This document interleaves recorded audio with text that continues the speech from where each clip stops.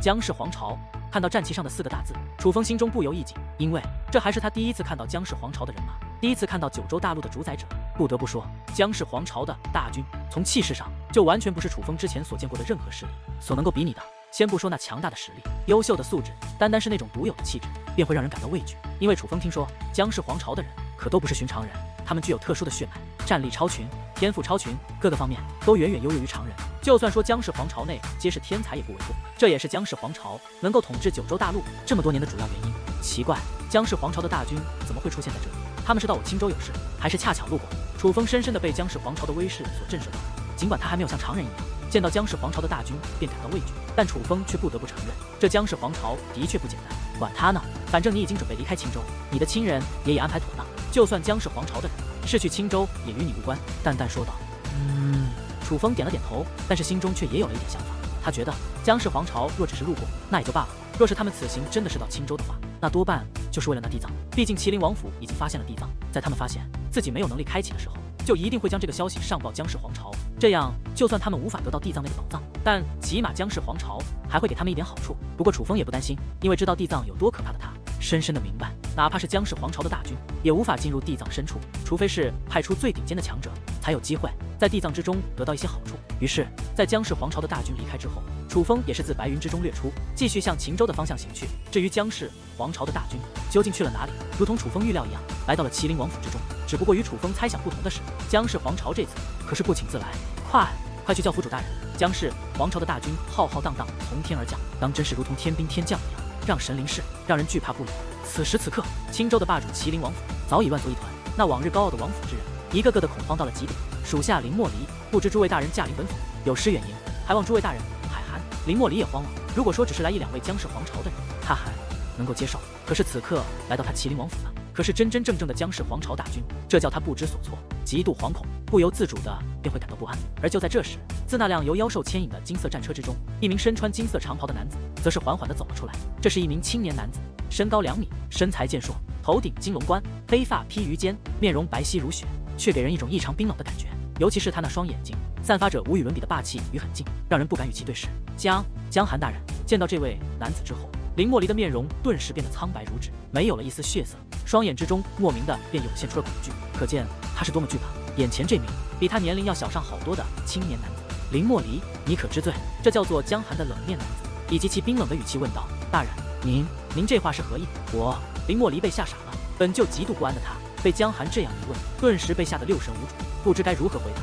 可还不待林莫离将话说完，那姜涵却是猛然抬手，单掌如鹰爪，有无尽的吸力自其中散发，瞬息便将林莫离拔地而起，吸到了他的掌下。此时此刻，那姜涵用单手紧紧地抓住了林莫离的脑袋，任凭天武境的林莫离如何挣扎，却根本无法挣脱他的手掌。这一刻，姜涵将那冰冷的目光扫向了周围那俯跪在地、满面惶恐的麒麟王府众人。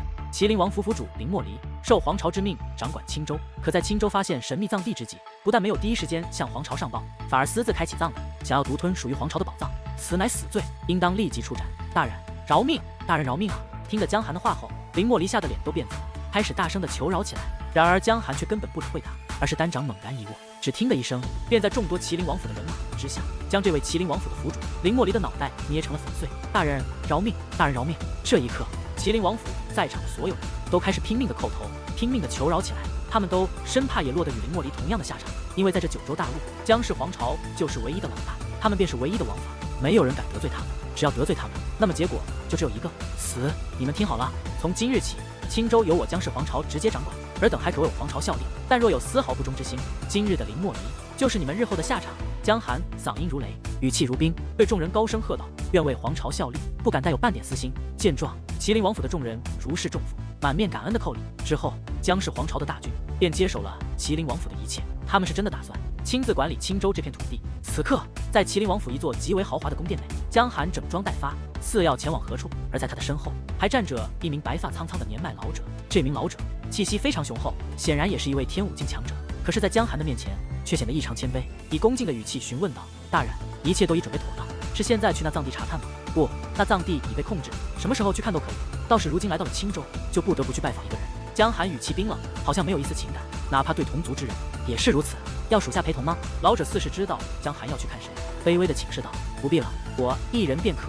江寒摆了摆手，随后只见其身下一阵疾风掀起，他的身影竟然凭空消失，连一丝气息都没有留下，已是前往他要前往之处。青州百渠沟那座云端殿宇之外，江寒急速而至，只不过他却并未擅自跨入那殿宇外的结界，而是面带尊敬地站在云端之上，以恭敬的语气说道：“晚辈江寒前来拜访大人，进来吧。”殿宇内传来江恒远的那不高不低、不轻不重的声音。这一刻，江寒才敢向前行去，而一路走来，所有屏障都是打开的，就连殿宇的大门也是敞开的。在殿宇内，江恒远正在原下棋，至于那人，自然便是当日被江恒远救下的齐风阳。处理完了，江恒远并未正眼看江寒，而是一边下棋一边开口询问道：“已经按照大人的吩咐处理完了，那林莫离已被我当场处斩。”江寒恭敬地回道：“在那座藏地入口处布置好隐藏结界，你率领皇朝的军队在那里亲自看守，没有我的命令，暂时不要开启。”江恒远说道：“大人，那在封闭之前，要不要先探索一番，起码确定那藏地的级别？”江寒开口道：“不用确定了，是地藏。”江恒远平静地说道：“什么？竟是地藏？”听得此话，江寒面容大变，大吃一惊，似乎明白了为何江恒远让他封闭那藏地入口，而没有让他率领大军开启。来，给你介绍一下，这位是齐风阳，麒麟王府的骑士族长。你将大军调往玄武山脉后，麒麟王府就交给他掌管。江恒远将目光看向了齐风阳，晚辈拜见齐前辈。江寒谦卑地对齐风阳施以一礼。对于江恒远介绍的人，哪怕是实力远不如他也不敢带有一丝傲气，相反必须以礼相待。既然来了，就吃顿便饭再走吧。江恒远微微一笑，便向厨房走去，而江寒笑着对齐风阳点了点头后，也是跟了过去。大人，在我来时，老祖叫我传话于您，神体多年未现，当年的异象很可能真的只是异象，根本就没有神体灵视，所以老祖希望在解决此次葬礼的事后，您能尽快返回皇朝，协助皇主处理皇族的事宜。江寒说道：“无缘无故，怎么可能天现异象？其实我知道老祖的苦心，他只是不想我在此处受苦，才想将我召回皇朝。但你也看到了，我在这过得很好，逍遥自在，没有烦恼。何况若不是我执意留在此处，也不可能发现在这青州竟然有座地藏。”江恒远笑道。见状，江寒也实在不好多劝什么，只是好奇地问道：“大人，那天赐神体真的那么重要吗？值得您在此等荒凉之处隐姓埋名驻守多年，只为寻找他的踪迹？我江氏皇族皆有皇级血脉，近年又是天才辈出，若是精心培养，未必不如那所谓的天赐神体。”呵，对于江寒的疑问，江恒远先是微微一笑，随后道：“那神体有多厉害，我也不好说，毕竟我从未亲眼见过。关于神体的种种记载，都只存在于《史记》当中。不过当年在神体刚刚降临，我等准备前往青州之际，老祖曾对我说过一句话：神体一定要找到，不惜一切代价。若是神体不能为我皇朝所用，那我皇朝日后面临的很可能就是灭族之灾。他敢，不管他是不是天赐神体，但只要降生在九州大陆，就是我江氏皇朝的子民。胆敢大逆不道，以下犯上，那就是找死。”江寒满脸的不服气，神体天生具有王者气度，绝不会甘心屈居他人之下。若是我们在他年少之时施以恩惠，他就算不一直为皇朝所用，也会心怀感激之心。但若我皇朝不能对其施以恩惠，反而这不公平的世道让他心生怨恨，那么他就定会有平定乱世、主宰天下的念头。而若想要主宰这九州大陆，江氏皇族显然就是他最大的绊脚石。换做你是神体，会不会将绊脚石解决掉呢？江恒远笑问道。这神体如此麻烦，何不在他没有成长起来之前将他抹杀？江寒的眼中涌现出杀念，的确很麻烦。当初老祖也曾仔细的想过，若是找到神体，究竟是抹杀还是培养？可是最终他选择了培养，因为当你的面前出现一个绝世奇才的时候，谁又能够忍心将这样一个好苗子抹杀掉呢？江恒远淡然一笑，随后拍了拍江寒的肩膀道：“另外，你千万不要怀疑天赐神体的力量。如果真的觉得神体不如我等的皇级血脉，那你不妨回想一下当年的九色神雷。试问皇族之中有谁具备那样的力量？”听得江恒远这样一说，江寒也是面容一变，本凌厉的瞳孔开始不安地闪烁起来，因为他永远也不会忘记那个夜里的惊天一幕。那九色神雷散发出的毁灭性气息席卷了整座大陆，那种气息哪怕是他现在回想起来也会感到恐惧，因为那个时候哪怕是修武已有所成的他，也在担心大陆会不会就这样被那九色神雷摧毁。之后按照江恒远的吩咐，江寒将江氏皇朝的大军转移到了玄武城，亲自看守这座地藏的入口。至于齐风阳，则是返回麒麟王府，当起了麒麟王府的府主。这个消息无疑是爆炸性的，前段时日还差点被处斩的王府叛徒，转眼间竟成为了府主，这实在是太过震撼。但是只要人们想到，原来在齐风阳身后撑腰的乃是江氏皇朝之后，这种震撼也就变得没有那么震撼，反而觉得林莫离实在太过可怜他得罪了不该得罪的人，搞得自己不但丢掉府主之位，就连小命也不保，整个脑袋都被人捏爆了。就在青州发生巨大的变革之际，楚风经过几日的路程，已经跨越界州，进入了秦州的地界。大陆虽分九州，但是九州的土地面积也是各有不同。青州无疑是九州最小的一个，界州很大，但是据说这秦州才是九州土地面积最为浩瀚的一州。因为此次出行匆忙，并未准备足够的干粮，所以经过几日的路程之后，楚风早已是饥肠辘辘，实在难以支撑，不由得降低了飞行的速度，想在下方寻找一处能够填饱肚子的地方，顺便打探一下那万妖山的方向，终于被我找到了一座小镇。不对，那里怎么聚了这么多人？楚风的眼前出现了一座小镇，只不过从远处观望，楚风发现小镇的一座号大宅院外聚集了很多人，这些人排着长队，似是在领取什么。初来乍到，为了避免引起不必要的麻烦，楚风并未展示自身的强大修为，而是悄悄地从天而降，又步行来到镇中。这个时候，楚风发现这真的只是一座普通的小镇，比之当初他楚家赖以生存的靠山镇还是不如。这座镇中大多是平民百姓，根本连个饭馆都没有。不过这镇子却有一座大户，此刻数百名百姓正排着长龙聚集在这大户的门外领取粮食。李老爷真是好人啊，每个月都发放粮食给我们这些穷人。今年天灾多，粮食产量剧减，若不是李老爷资助我们，恐怕我们都要活活饿死。听得百姓的议论，楚风得知原来这是在免费发放粮食。而看着李老爷的府邸，虽然谈不上金碧辉煌，但也的确像是一个有钱人，至少比其他百姓的茅草房强太多了。这说明李老爷家内就算没有山珍海味，但是鸡鸭鱼肉等美食总是有的。于是楚风也不排队，在无数人那诧异的目光中，径直地走到了李府的大门前。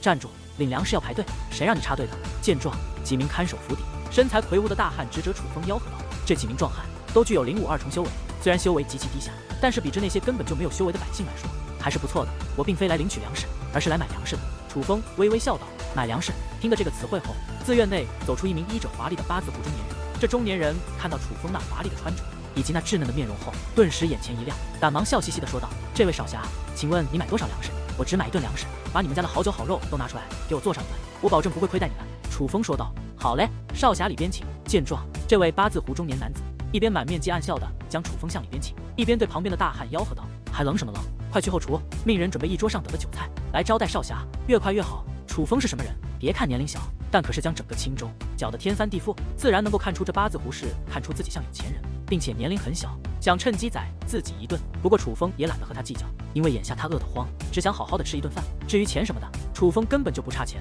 随后，楚风被请入了一间不错的厅房。别说，那八字胡办事效率还不错，很快就有道好菜就摆满了桌子。也不知道是楚风太饿了，还是他们的饭菜太香。楚风看着这桌子菜，那可真是眼冒金星，嘴流口水，撸胳膊挽袖子呢，就准备风卷残云的狂吃一番。等等，可就在这时，那位八字胡却突然开口，笑嘻嘻地对楚风笑道：“这位少侠，不是说我不信任你，只是这桌好菜可耗费了不少食材，平日里我家老爷都不敢这么铺张浪费。你若是不拿出相应的价格，我这回头也不好交代。”楚风怒了：“你这是当小爷我吃不起你一顿饭啊！”于是乎，楚风将手摸向腰间的乾坤袋，想要随便取出点东西，吓着八字胡一个目瞪口呆。糟了，可这一摸不要紧，楚风的脸色可就变了，因为楚风惊愕地发现自己的乾坤袋内除了戒灵罗盘以及一些备用的器具外，竟然空空如也，毛都没有。这一刻，楚风才想起来，当初在万古坟冢的时候，楚风整理自己的乾坤袋，将他觉得没用的东西全都交给了李长青，自己留下的玄药什么的，又在修炼的时候全部用光了。眼下，楚风还真拿不出一个等价的东西来支付这桌酒菜，毕竟他留下的都是必用的东西，皆是价值不菲。先不说给了这八字胡自己会很麻烦，就算拿出来，这八字胡也未必识货。我说少侠，你不会是想吃霸王餐吧？见状，那八字胡眼睛一横，先前的殷勤笑容尽散，取而代之的是一抹阴狠。与此同时，门外还窜进来好几名壮汉，这模样竟是想要对楚风动手。这一刻，楚风也怒了，想自己是什么身份，什么实力，竟然被这么一群瘪三看扁了。楚风的第一想法就是抬手一拳将他们这房盖掀飞，让他们见识一下自己的实力，让他们深刻地认识到自己的错误。但是仔细想想，楚风又发现自己的确是没理，吃饭没钱付账，这是事实。这个时候用武力解决问题，那可就真是有些说不过去了。楚风虽然不怕事，但他也不是无恶不作的恶人，自然不能做这么霸道嚣张、欺负弱者的事。你们这是在干什么？可就在这时，厅堂外突然传来一声老者的厉喝，紧随其后，一名花甲老汉也是走了进来。这位老汉穿得很是古朴，长得也很土，那模样活生生的像个打更老头。不过当这位老汉出现后，无论是那八字胡还是那几名壮汉，都顿时变得谦卑起来。老爷，这个家伙想吃霸王餐。八字胡显然很怕这位老汉，赶忙上前解释。而这一刻，楚风终于知道，原来这位看似不咋地的老汉，便是这座大宅的主人，百姓口中乐善好施的李老爷。真是的，所谓来者是客，不过是一顿饭罢了，也至于向人家要钱，还要动手，还不向这位客人道歉。然而听到八字胡的讲述后，李老爷反而越加生气，指着他们脑袋便是一顿痛骂。这种情况下，那八字胡与壮汉也只好一一向楚风赔礼道歉，倒是搞得楚风有些不好意思。这位小友，你不是本地人吧？这是要去哪里？李老爷坐到楚风旁边，笑着问道。而此刻的楚风早已毫不客气，风卷残云的大吃特吃起来。见李老爷问话，才擦了擦满是油腻的嘴。我的确不是本地人，是从界州来的。我想去万妖山。什么万妖山？而听到万妖山3个大字，莫说李老爷，几乎在场的所有人都是面容大变，被吓得不轻。李老爷更是身子一晃，差点从椅子上翻下去。若不是楚风手疾眼快抓住了他，他定然是要摔个四腿朝天不可。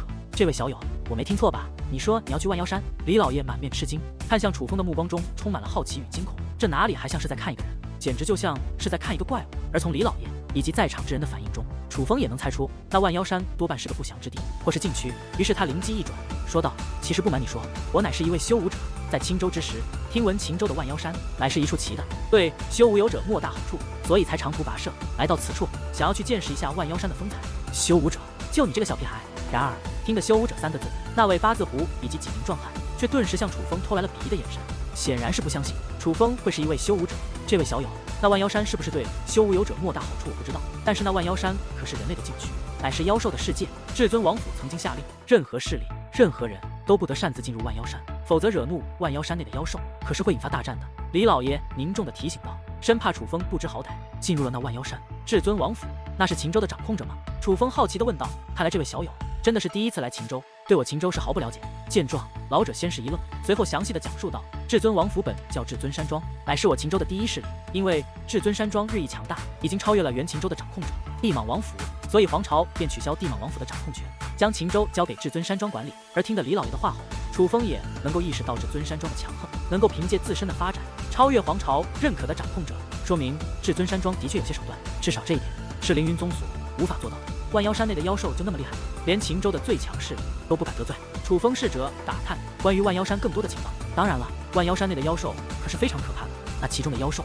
已经统治万妖山近1000年了，据说其中居住的妖兽族有数百万，个个都极其强横，有的甚至能够幻化人形。尤其是万妖山内的4大妖王，更是法力滔天，连至尊王府的府主也是忌惮。不过好在他们只在万妖山内活动，否则秦州的百姓可就都要遭殃了。也正因如此，至尊山庄才下令不得任何人踏入万妖山，否则引得妖兽大怒，使得他们向人类发动进攻，那可是要诛杀满门的大罪。李老爷继续说道：原来是这样，看来李老爷对秦州的事还真是了解。楚风对着李老爷不由得有些欣赏。按理来说，人的知识面都有限，地位越卑微的人见识也就越少，尤其是李老爷他们所在的小镇乃是秦州的边界地带，按理来说他们这种身份的百姓不应该知道这么多才是。其实我这也都是听我孙儿说的，我孙儿乃是2等宗门幻雷宗的核心弟子。实不相瞒，我家本是穷苦百姓，是因为我孙儿有出息，才能拥有如今的家业。提起自己的孙儿，李老爷满面的骄傲与自豪。老爷，老爷！而就在这时，厅堂内突然传来了阵阵呼唤，伴随着呼喊声，一名瘦弱的年轻人急匆匆地跑了进来。原来是王二啊！发生什么事了？这么着急见到来者？李老爷笑呵呵地问道。可见他对府中的佣人很是不错，是幻雷宗的信函，被叫做王二的男子将一封信函递了过来。是孙儿。这一刻，李老爷大喜，接过信函，3下5除2地将其拆封，开始满面欢喜地阅读起来。可是楚风却发现，这李老爷的脸色却是越来越不对，先是有些发白，随后有些发青，最后甚至发紫，就连身体都开始颤抖起来，最终竟然身体一歪，昏迷了过去。李老爷，你没事吧？幸亏楚风出手，将其搀扶到了椅子上，而这一幕也是将在场的李府之人吓坏了，赶忙过去查探李老爷究竟是怎么了。倒是楚风捡起了地上那封李老爷掉落的信函，而阅读之后，楚风已是大概的明白了事情的经过，以及李老爷昏倒的原因。因为这封信函并非李老爷的孙子送回来的，而是李老爷孙子在幻雷宗的一个挚友偷偷送来的。信的大概内容就是，李老爷的孙子无意间得罪了幻雷宗的少宗主，如今被关押了起来，希望李老爷能够想办法将他救出。可是李老爷这样一个穷苦百姓出身的人，如今的富贵都是他孙子带来的，哪里有实力去帮他孙子脱困？何况那幻雷宗对他们来说就是不可触及的庞然大物，想想都害怕，更别说去从那样的地方救回自己的孙子了。所以也难怪李老爷在得知这个消息后便昏迷了过去，因为这对于他来说绝对是个晴天霹雳，可怕的噩耗。喂，李老爷的孙子叫什么？楚风对那位八字胡的男子问道。你要干嘛？八字胡警惕地看着楚风。我问你他的名字。楚风双瞳一缩，涌现出一抹寒光。八字胡被楚风的眼神吓坏了，扑通一声瘫坐在地上，不敢再有半点隐瞒，以颤抖的语气道：叫李大头。那幻雷宗在什么方向？楚风又问。而那八字胡则是详细地说出了幻雷宗的方向以及距离此处的距离。打听完一切后，楚风便快步地离开了。至于李家佣人，则是满面的不解，不明白这位年龄很小的少年打听这些做什么。倒是那位八字胡男子呆呆地站在原地，许久无法回过神来，还沉浸在楚风看他那一眼所带来的恐惧之中。至于楚风为何打听这些，那自然是想帮助李老爷一把。楚风能够看出李老爷是一个好人，一个真真正正的好人，这一点全镇的百姓都认同。先不说李老爷告诉了自己万妖山的事情，还供了他一顿饭，单单是冲他这么乐善好施，这绝对的人品，楚风就觉得有必要帮他一把。幻雷宗距离李家其实不远，普通百姓乘坐马车需要数日时间，但是以楚风的速度，只需短短半日便足矣。而经过半日的赶路之后，此刻的楚风已是来到了那所谓的幻雷宗。楚风来此事救人，所以并没有光明正大的进入，而是小心翼翼的潜入，并且楚风发现这幻雷宗虽然只是2等宗门，但是长老和弟子的实力都不弱，绝对堪比青州的1等宗门。这样的宗门对于楚风来说，虽然谈不上威胁，甚至只要借用淡淡的力量，楚风一人便可将此处灭之。但是毕竟秦州不比青州，初来乍到，楚风还是尽量保持低调。于是凭借结界师独有的手段，楚风悄悄地潜入了幻雷宗的核心地带，来到了一座花红柳绿的花园之中。楚风要找救李大头的第一步，便是先找到那位将李大头关押起来的幻雷宗的少宗主，一步步的靠近。楚风总算来发现了几道身影，那是一群男女，皆是年轻人，修为也都不弱，都在玄武境。尤其是其中一位头戴羽冠的男子，修为已是达到了玄武6重，这种修为当真是不弱。至少在青州的时候，年轻一代中只有几个人达到了这一层次。然而在秦州境内，竟然随随便便一个2等宗门的少宗主就具备如此修为，由此可见秦州与青州的实力差距有多巨大。这一刻，楚风本想第一时间冲上去，先教训一顿这位少宗主，再问出那李大头的下落。可是当听到他们谈话的内容后，楚风却不由忍住了这种冲动，因为在他们的谈话之中，楚风听到了敏感的3个字：万妖山。想不到隐忍了这么久，至尊山庄还是忍不住要对万妖山发起行动了。是啊，所谓一山不容2虎，一州不容2王。虽说万妖山的妖兽们并不干涉秦州各方势力的事情，只是待在自己的1亩3分地，但是秦州的主宰至尊山庄自然不愿自己的地头上存在着一群自己无法掌控的存在，所以与万妖山开战不过是迟早的事情。如今的局面也不足为奇，不过不得不承认，至尊山庄还是有些手段的，竟然搞了个联姻大会，将至尊山庄那些天香国色、实力里傲得的天才美女们全都拿了出来。如今整个秦州的年轻一代都已前往至尊山庄，就连其他各州的顶尖天才都已经来了。真的假的？为了对付万妖山，至尊山庄竟然使出了这种手段，连结他州的势力帮忙，千真万确。虽然并没有说与他州势力联盟，但这所谓的联姻大会只要成功，自然就与他州的势力有了联盟关系。相信只要至尊山庄向万妖山反动攻势，他州几大势力不会坐以待毙。毕竟在那座山脉中，可是有着很多宝藏，与其他几州的顶尖势力联盟，这就是一把双刃剑，搞不好会赔了夫人又折兵。这么做也未免太草率了吧？想必至尊山庄自然有他们的考虑，这种事情就不必咱们操心了。我倒是听说，界州界氏族人的未来族长界清明已经来到了秦州，目的就是参加这次联姻大会的。界清明那可是一位了不得的天才，我听说他玄武9重的时候就曾击败过天武境的高手，如今的他应该也踏入天武境了吧？不只是界清明，唐州、宋州、元州、明州、随州都有年轻一代的顶尖人物来到秦州，为的就是参加这联姻大会。天哪，想不到至尊山庄的号召力会这么大，这一次岂不是让9州大陆的年轻一代最强者全部齐聚秦州了？唉，真想去见一见那些妖孽们的风采。不过可惜，听说此次联姻大会只允许小辈人物参加，除了那些收到邀请函的妖孽们外，要想参加此次联姻大会，可是要通过层层筛选。看来我等是没有这个希望了。听得这几位的谈话后，楚风不由一喜，暗暗说道：想不到至尊山庄竟然准备对万妖山发动进攻，还召集各方人马，这可真是天助我也。不得不说，楚风此行得到了一个不错的情报，于是他也懒得再听这群人再次废话，而是身形一纵，如同鬼魅般的出现在了3人所在的凉亭之中，看向那头戴羽冠的男子，笑问道：你就是幻雷宗的宗主？这突然其来的一幕，可将在场的几位吓坏了，尤其是那位幻雷宗少宗主，更是面容大变，惊慌失措的直指楚风道：你是什么人？然而楚风却二话不说，抬手一拳直接砸在了那幻雷宗少宗主的脸上，强大的力量将其狠狠地砸倒在地。具有玄武6重修为的他，竟然被硬生生地砸碎了半嘴的牙齿。小爷问你话的时候就老实回答，别他妈的反过来问小爷是谁。一拳将这位少宗主砸倒后，楚风冷冷地说道。而这一刻，那其他几名青年男女早就是吓得面容苍白，能够一拳将他们之中实力最强的幻雷宗少宗主打倒。所有人都能意识到楚风是个高手，所以这一刻他们也是二话不说，撒腿便跑。然而只见楚风意念一动，便将灰色结界扩散而出，将这些人全部包裹在了其中。别说他们想要逃出去，就连他们的声音都无法传播出去。我再问你一句，你究竟是不是幻雷宗少宗主？楚风也不理那群想要逃脱的人，而是再次指着眼前的羽冠男子逼问道：我是。这一次幻雷宗少宗主不敢再有所犹豫，捂着自己的侧脸，规规矩矩地回道：你前段时间可是关押过一位叫做李大头的核心弟子。楚风问道：李大头？我不认识。幻雷宗宗主赶忙摇头：我让你不认识。然而楚风却是迎面一个勾拳，将那好不容易爬起来的少宗主再次砸倒在地，将他另一边嘴的牙齿也全给打碎了。我说，幻雷宗所有得罪我的弟子都被我关押到了地牢之中，你说的人一定在那里。这一次幻雷宗少宗主彻底折服了。幻雷宗这座2等宗门内，如同往日一样，弟子与长老皆是面带笑颜，修炼的修炼，聊天的聊天，一片欣欣向荣的繁盛景象。可却没人知道，他们幻雷宗的少宗主此刻正在他幻雷宗的后花园内，饱受一位少年的殴打与摧残。别打了，求你了，你要什么我都给你。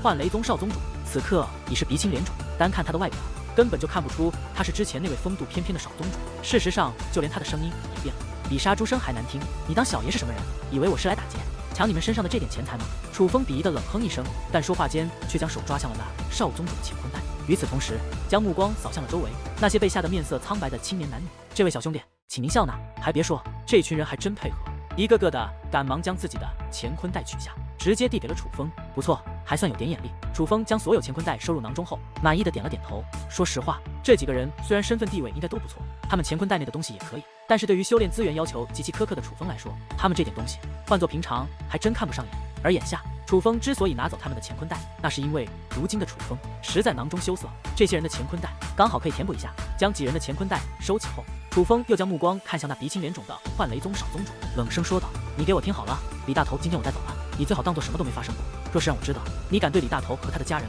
不利，那么遭殃的不仅是你，还有你的父亲，还有你这整座幻雷宗。”楚风说此话之时，眼中凶光毕露，散发着冰冷的杀气，让人只看一眼便感觉寒气入体，自内心深处感到畏惧，让人觉得他这话绝对不是开玩笑，而是能够说到做到。紧随其后，楚风右手掌一探，将幻雷宗少宗主腰间的令牌硬生生地抓到手中，说道：“这个借用一下，另外你们就先在这里休息一阵吧，半日之后这结界会自动解除。”说完这些，楚风便准备离去，而幻雷宗少宗主则是追问道：“你究竟是谁？”见状，楚风侧过头，微微一笑：“我叫修罗。”话罢，楚风身形一纵，便自结界跨越而出，飘然离去，只留下幻雷宗少宗主等人目瞪口呆地站在原地，脸上还残留着对楚风深深的畏惧。这一日开始，他们的脑海中永远会记住一个少年的身影，一个年龄远比他们要小，但实力却可怕到出奇的修罗。幻雷宗的地牢之中被关押了很多人，他们因为各种理由被关押到此处，但要说被关押在此处最惨的人，绝对莫过于那些得罪过少宗主的人。在这里，他们不会受到怎样的刑罚，但却禁止修炼。若是被关押一辈子，那就等于葬送了一生的前程。而被得罪了少宗主的人，往往就会落得这样的下场。快看，那个人好像是得罪了少宗主才进来的，那他死定了。得罪了少宗主的人，哪怕是天王老子也救不了他。一座牢房内的犯人正对一位蹲在牢房角落、身材瘦弱、不言不语的青年男子指指点点，议论纷纷。喂，小子，你叫什么？得知这位青年竟是得罪了少宗主进来的后，几名犯人彼此使了个眼色，竟然不怀好意的将青年围了起来。我叫李大头，几位师兄有事吗？青年显然被这些人吓坏了。在地牢之中，犯人殴打犯人的事很常见，他得罪了少宗主，很多人为了拍马屁就会对他出手，很多得罪少宗主的人就是因为这样才在牢内活生生的被打死的。什么？你叫李大头？我第一次听见这么难听的名，过来跪地下，自己长1000个耳光！一名男子指着李大头高声喝道：“几位师兄，我们无冤无仇，何必如此难为于我？”李大头虽然胆小，但也不会轻易低头，让他下跪自长耳光，就是他坚决不会做的事情之一。他妈的，让你长你就长，还敢废话？给我打！见李大头并未照做，男子勃然大怒，抬腿一脚便将李大头踹倒在地。紧随其后，这座牢房内的所有人都围了上去，对李大头各种拳打脚踢。住手！你们在干什么？就在这时，看守牢房的长老们走了过来，打开牢房，指着牢房内的众人厉声呵斥起来。只不过在这些长老的身后，还站着一名面容稚嫩的翩翩少年。长老，这小子得罪了少宗主，不但不知悔过，还敢出言不逊，侮辱少宗主。身为幻雷宗的一员，自然有义务帮助少宗主教训他一番。是啊，长老，这小子太不老实了，真应该好好责罚他一下，不然他一辈子都不多。见状，那几名对李大头出手的同门弟子赶忙殷勤地解释起来，他们是故意为之，虽说他们也是犯了过错才被关进这里，但是以这种殴打得罪了少宗主犯人的方式来获得长老的好感，其实是有效的。至于这一刻，李大头则是低头不语，因为他知道他又要倒霉了。面对这些人的狡辩，他根本没有解释的余地，想必不但不会得到长老的拯救，换来的还是一通责罚。然而，就在李大头觉得自己要倒霉，那些打人的男子觉得自己要得到赏识的时候，那几名看守牢房的长老却将目光投向了身旁的少年，恭敬地问道：“大人，您看这……”楚风淡淡一笑：“少宗主说了，敢对李大头出手的人都要折断手脚，你们有疑问吗？”说话之间，楚风手掌一翻，那道少宗主的令牌便浮现在掌心。遵命。见到这块令牌，几名长老顿时下了铁心，不敢再有丝毫犹豫。而当他们转身之际，已是目露凶光，面带杀气，毫不留情的便对那几名男子出手而去。这一刻，各种撕心裂肺的呼喊响彻不断。那几名男子皆在不知所措的情况下，被几名长老硬生生的折断了手脚。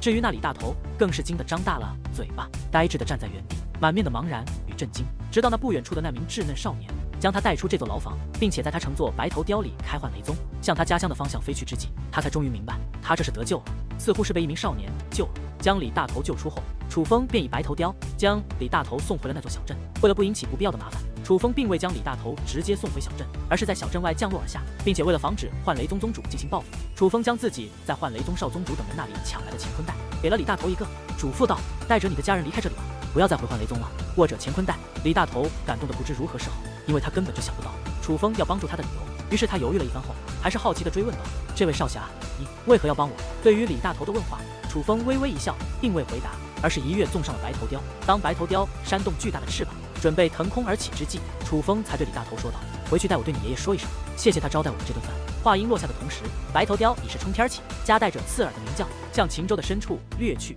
至于那李大头也并非愚钝之辈，知道肯定是自己的爷爷做了什么好事，才使得这位身份神秘的少年救了自己一命。在大概弄清了事情的来龙去脉之后，李大头也不犹豫，而是急忙向自己家住的小镇走去。首先他要弄清楚自己的爷爷究竟做过什么，其次就是尽快安排全家撤离这座小镇，远离幻雷宗的势力范围。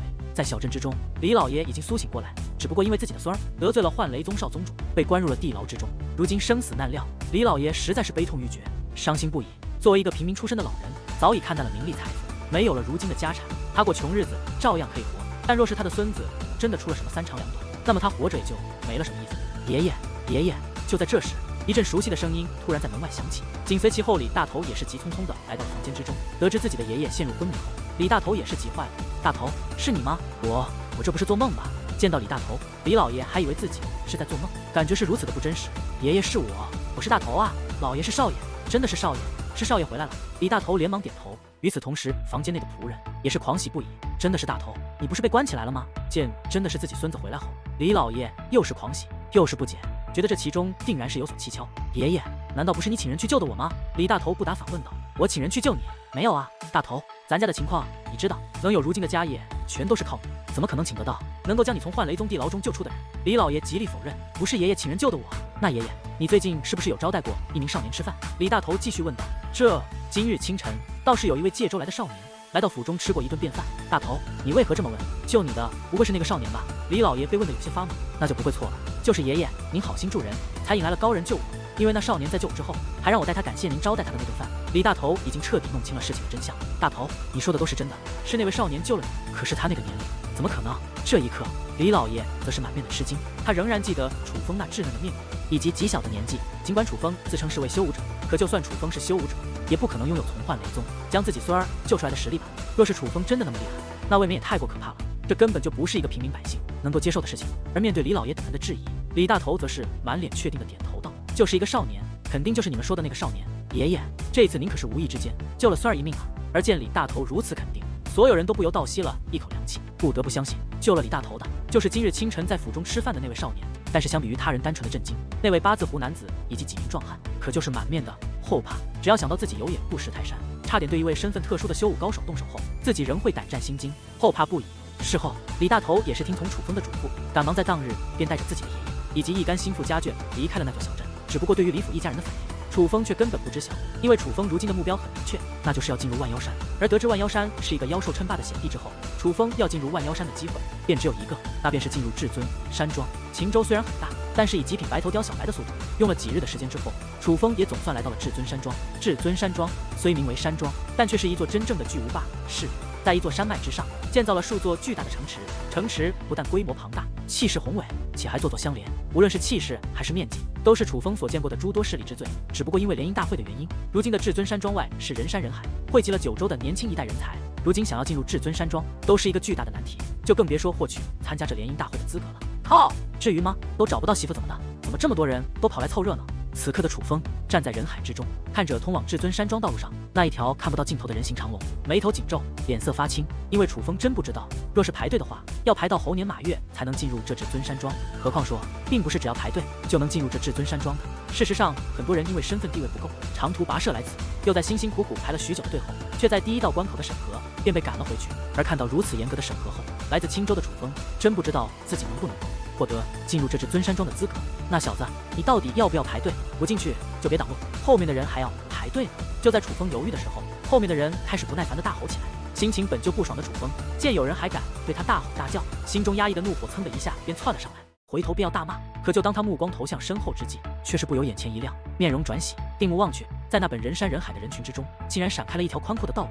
顺着道路而来的是一队人马，为首的是2名跨骑金色战马的中年男子。这2名男子气息不凡，全部都是玄武巅峰的强者，而他们正是至尊山庄的人。至尊山庄虽强，但玄武巅峰的强者在这至尊山庄内也绝对是1号人物，所以当这样的人物出现后，怎么敢有人敢阻挡他们的去路？至于这2位至尊山庄的人为何出现在此处，那是因为他们正在为身后的势力开路。这个势力可不简单，乃是界州的主宰之一界灵公会的人。界灵公会此次来的人并不是很多，不到200人，全是男子，年龄最长的也绝对没有达到30岁，皆是年轻一代，小辈中人。而楚风之所以狂喜，并不只是因为他看到了界灵公会的人，还是因为在这其中看到了一个熟人，那便是与楚风年龄相仿，同为少年，被誉为界灵公会小辈人物最杰出天才的顾博。顾博见到顾博，楚风赶忙一边挥手一边凑上前去站住。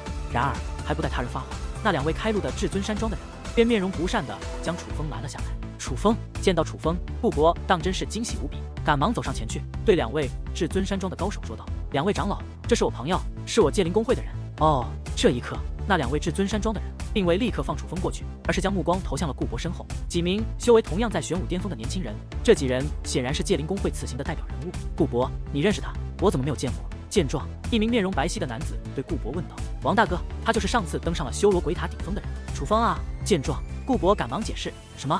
他就是楚风？”而此话一出，几乎界灵公会的所有人都将惊讶的目光投向了楚风。修罗鬼塔对于常人来说，也许不知道是怎么一回事，但是对于界灵公会的人来说，可深深的知道修罗鬼塔的厉害。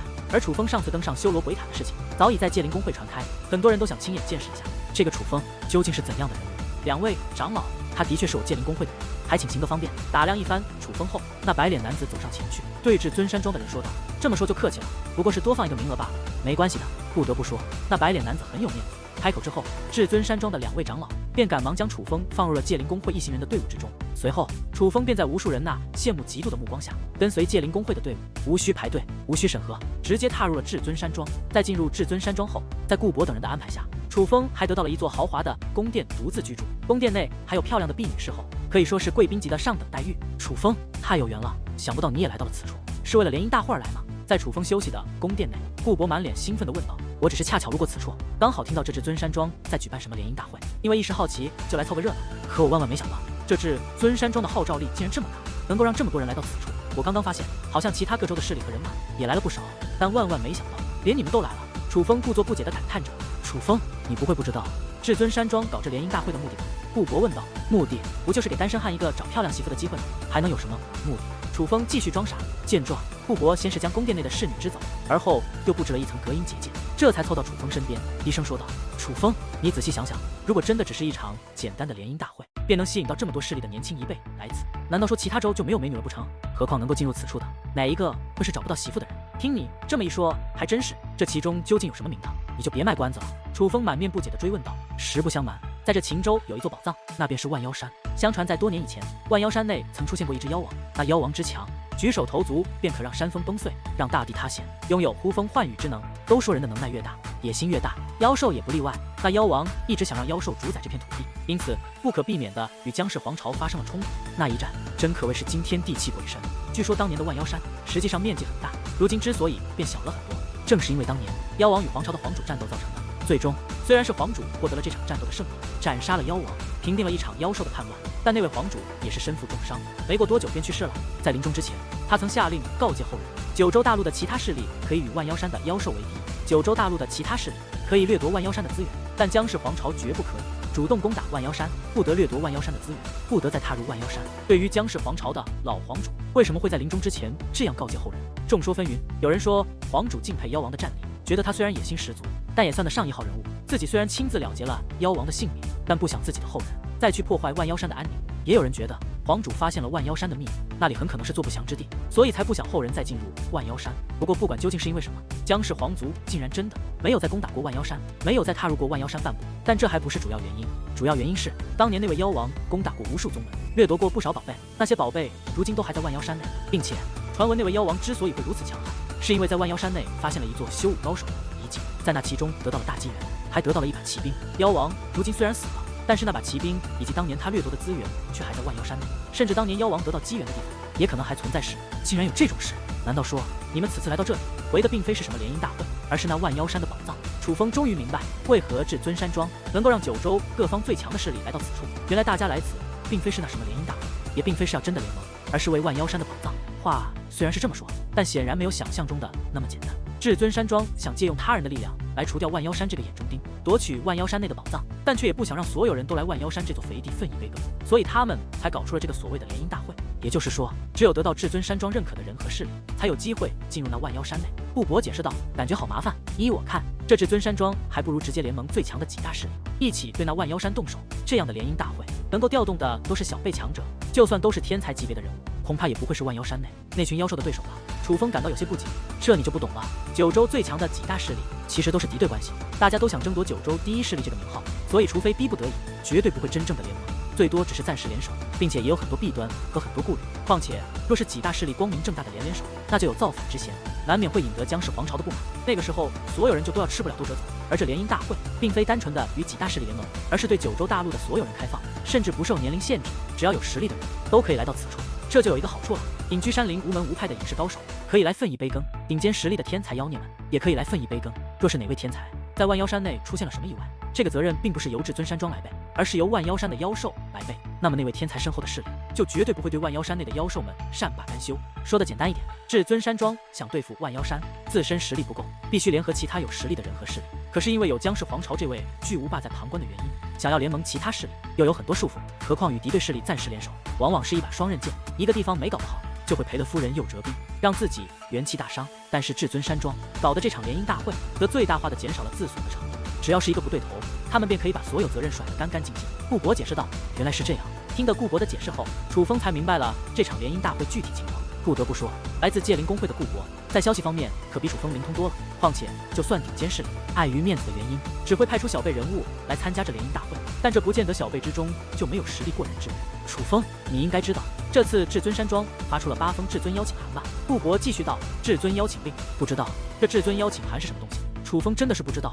见状，顾伯也没有嘲笑楚风消息闭塞，而是直接解释道：“这么和你说吧，虽然我界灵公会是受邀而来，但比如你和我，包括我界灵公会的此次来的很多年轻一代，还是要通过一些考核，才能最终脱颖而出，参加这所谓的联姻大会，才能有资格进入万妖山内。而那些收到至尊邀请函的人，就无需任何考核与审核，这可以说是一种实力与地位的象征。不过至尊山庄发出了8封至尊邀请函，并不是什么秘密。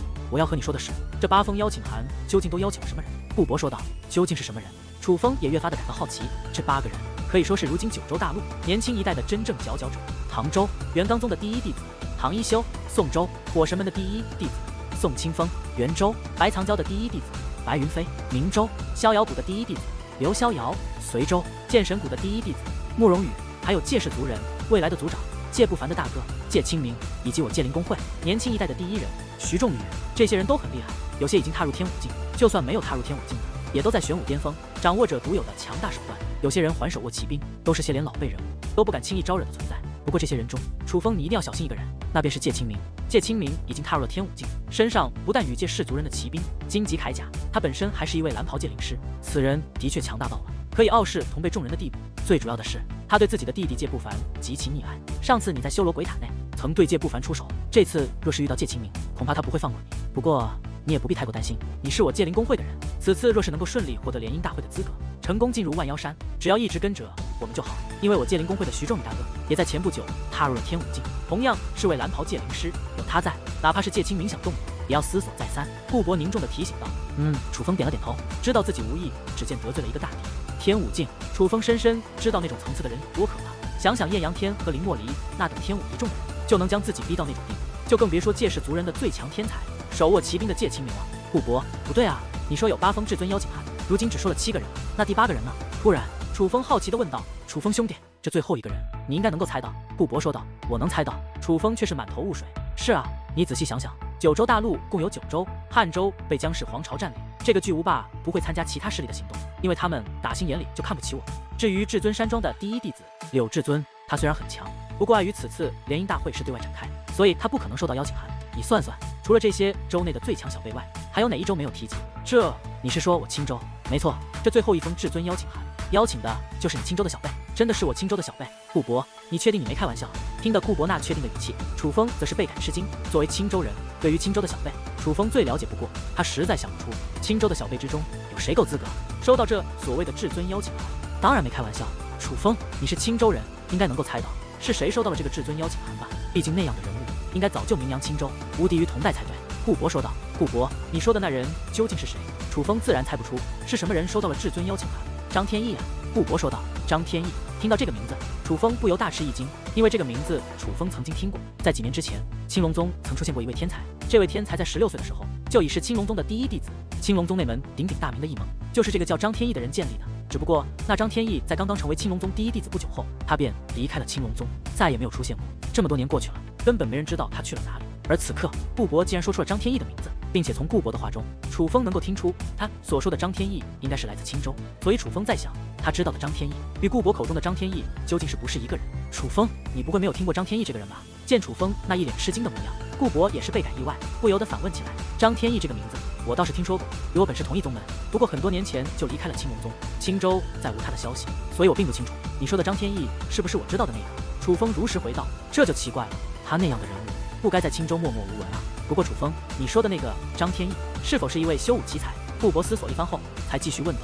他的确在青龙宗的弟子心中留下了一个神话，是一位难得的修武奇才。楚风回道。若是这样，那我觉得很可能就是一个人，因为最近1年的时间，张天翼的大名可是响彻了几大洲啊。就算他没有去过界州，但是我界州的顶尖势力也都听说过，青州出现了一个了不得的天才。顾博说道。究竟是怎么一回事？楚风迫不及待地追问道。这件事说来话长，最早是1年前发生在唐州的事情。唐州的元刚宗虽非唐州的主宰，但却是唐州的第一宗门，实力非常强横。而元刚宗的第一弟子唐一修更是一位难得的天才，曾以玄武9重的修为大战天武1众的高手，3天3夜不分胜负。只不过就在1年前，那元刚宗庆典的大喜日子，却有一位年轻男子登门挑战唐一修。对于那男子的举动，在场之人皆觉得愚蠢，因为那人与唐一修年龄相近，是同辈中人。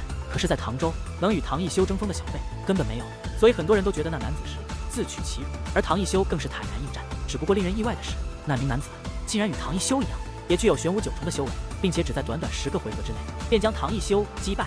而在将唐一修击败之后，那男子则留下了他的大名，那便是来自青州的张天翼。顾博说道。竟然这么厉害！这一刻，就连楚风也是不由大吃一惊。那唐一修能够以玄武9重的修为大战天武境强者3天3夜而不败，就已说明他是一位非常不得了的天才。因为天武与其他境界不同，是一位很难逾越的界限，非最顶尖的天才根本无法做到唐一修这一点。可是与唐一修同一境界的张天翼，竟然在10个回合之内便将唐一修击败，这说明什么？这说明张天翼比唐一修强了，不是一星半点，是比顶尖天才还要天才的超级天才。这还不算完，在唐一修的事情过了没有多久，宋州的第一天才宋清风便遭到了同样的命运，被张天翼登门挑战，并且10招之内被其击败。紧随其后，元州的第一天才白云飞，还有明州的第一天才刘逍遥，都被张天翼一一挑战，且没有一个人能在张天翼的手中撑过10个回合。顾博继续说道，且在脸上布满了敬佩的神色。而这一刻，楚风也是不由倒吸了一口凉气。眼下他已是基本确定，这个张天翼就是他青龙宗的那个张天翼，但是却万万也想不到，张天翼竟然天才到了这种地步。说实话，现在张天翼的名号已经响彻了个大洲，但想不到在你青州，竟然没有人知道他所做过的这些事。突然，顾博笑了笑，青州势力相比于他州较弱，消息闭塞也是情理之中的事。楚风虽然这样说，但是他的脸上却也挂着苦笑。你也别这样说，几百年前，青州一直是9州的最强州，尤其是1000年之前的青龙道人，更是连姜氏皇朝都忌惮的存在。虽然近来200年青州没落，但如今不也出现了张天翼这样一位绝世天才吗？何况除了张天翼外，还有楚风兄弟你呢。顾博笑着说道。顾博兄，你就别开玩笑了，同为年轻一代，却只能听听他人的事迹，说来真是悲哀。楚风苦笑，他如今在青州的确是1号人物，可是那完全是依仗淡淡的力量，若是没有淡淡在，楚风不过是一个元武9重的小小修武者，在青州也许还能有一片天地，但是在9州大陆这座大舞台，他的自身修为却根本拿不上台面。楚风兄弟，你怎么能这么想？没错，现在界清明、张天翼，包括我界灵公会的徐仲宇大哥，他们的确厉害，是年轻一代的代表人物。可是他们多大？他们修武多久？我们才多大？我们才修武多久？再过5年，再过7年，再过10年，等我们长大的时候，等我们到了他们如今的年纪的时候，难道我们就会不如他们现在吗？